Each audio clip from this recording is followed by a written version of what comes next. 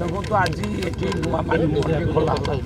ଏ ନୂଆ ମଣ୍ଡି ଖୋଲିବା ଅବସରରେ ମୋତେ ମାନ୍ୟବର ନେତା ଆମର ମହେଶ ସାହୁ ସ୍ଥାନୀୟ ନେତାମାନେ ସମସ୍ତେ ଅନୁରୋଧ କରିଥିଲେ ଯେ ଆପଣଙ୍କ ହାତରେ ଏ ମଣ୍ଡି ଖୋଲୁ ବୋଲି।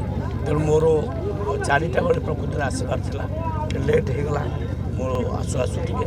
ତେଣୁ ଭଲ ହେଲା, କୃଷକମାନଙ୍କର ଆଜି ନୂଆ ତାଙ୍କର ଇଚ୍ଛା ପୂରଣ ହେଲା। ଦୀର୍ଘ ଦିନ ଧରି ମଣ୍ଡି ସେମାନେ ଚାହୁଁଥିଲେ, ନୂଆ ମଣ୍ଡି ଆଜି ଖୋଲା ହେଲା। କାଲିଠାରୁ ଏଠି ଧାନ ଆଉ ପ୍ରୋକ୍ୟୁରମେଣ୍ଟ ହେବ। ଚାଷୀମାନେ କିଭଳି ଭାବରେ ଧାନ ପାଇପାରିବେ, କ'ଣ ବ୍ୟବସ୍ଥା କରିବେ? ଚାଷୀମାନେ ଧାନ ଆଣିବେ ଏବଂ ଧାନ ଏଠୁ ତାଙ୍କଠୁ ପ୍ରୋକ୍ୟୁରମେଣ୍ଟ କରାଯିବ। ଆଜି ମଦନପୁର ଅତ୍ୟନ୍ତ ଖୁସି। ବହୁତ ବାଧାବିଘ୍ନ ପରେ ମୋହନ ମାଝୀ ସରକାର ଆମ ମଦନପୁରକୁ ଏକ ନୂତନ ମଣ୍ଡି ରୂପେ ଘୋଷଣା କଲେ। ମଣ୍ଡି ଆଜି ଉଦ୍ଘାଟନ ହେଲା ଏବଂ ମାନ୍ୟବର ଆମ ଓଡ଼ିଶା ସରକାରଙ୍କର ମନ୍ତ୍ରୀ କୃଷ୍ଣ ପାତ୍ର ଆସି ଉଦ୍ଘାଟନ କଲେ ଏବଂ ଆମ ଅଞ୍ଚଳର ଚାଷୀମାନେ ଏଠି ଖରିଫ ଧାନ ଏହି ଆର୍ଥିକ ବର୍ଷରେ ଏଠି ଧାନ ଦେବେ।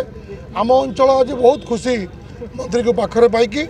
ଏବଂ ଆପଣମାନେ ସମସ୍ତେ ଦେଖିଥିବେ ଶୀତ କାକରରେ ପାଖାପାଖି 1000-2000 ଲୋକ ଏଠି ଏକତ୍ରିତ ହୋଇଥିଲେ ମାନ୍ୟବର ମନ୍ତ୍ରୀକୁ ଦେଖିବା ପାଇଁ, ତାଙ୍କ କଥା ଶୁଣିବା ପାଇଁ। ଏ ମୋହନ ମାଝୀର ସରକାର ଏବଂ ଅତ୍ୟନ୍ତ ଖୁସି, ମୁଁ ଖୁସି କହିଲେ ନ କଲେ ନ ସରେ। ତେଣୁ ଆପଣମାନଙ୍କୁ ସମସ୍ତଙ୍କୁ ବହୁତ ବହୁତ ଧନ୍ୟବାଦ।